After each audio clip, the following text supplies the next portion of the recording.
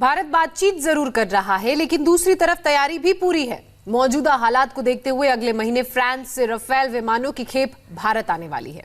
अगर चीन ने इस बार कोई मिस एडवेंचर किया तो इस बार चीन को राफेल का सामना करना होगा, क्योंकि चीन की हरकत को देखते हुए सरकार ने फ्रांस की सरकार से बात की, राफेल की डिलीवरी को प्रीपोन करने की मांग की और हालात को देखते हुए फ्रांस ने 6 राफेल फाइटर जेट देने का भरोसा दिया है।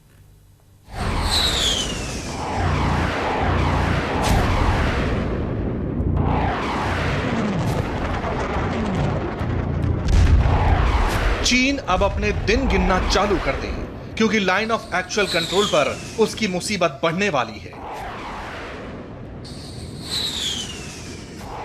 ऐसा इसलिए क्योंकि हमारी एयरफोर्स को राफेल की ताकत मिलने वाली है। चीन ने अगर गड़बड़ी की, जंग के बारे में सोचा, तो भारत का यह फाइटर जेट चीनी सेना पर 20 साबित होगा।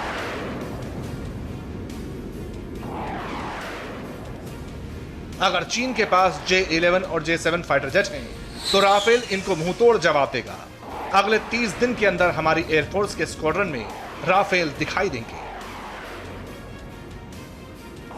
आपको बता दें कि राफेल 4.5 जनरेशन का फाइटर जेट है, जिसमें दुनिया की सबसे बेहतरीन लंबी दूरी की मिसाइलें लगी हुई हैं।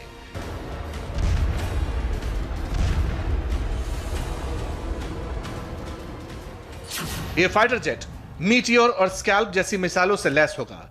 मीटियोर यानी वो मिसाइल जो 120 किलोमीटर तक हवा में ही दुश्मन के विमान को खत्म कर सकती है। एक बार टारगेट लॉक हो गया तो फिर उसका डिस्ट्रॉय होना कंफर्म है। इसी तरह स्कैल्प मिसाइल भी करीब 600 किलोमीटर तक 450 किलो वॉरहेड के साथ दुश्मन के एसेट को तबाह कर देगी।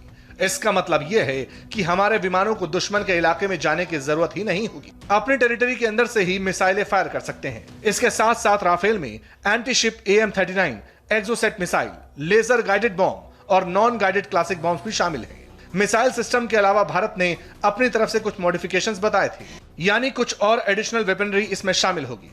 Israeli helmet mounted display, radar warning system, लो बैंड जैमर, 10 घंटे तक का flight data recording, infrared search के साथ ट्रैकिंग सिस्टम भी शामिल है।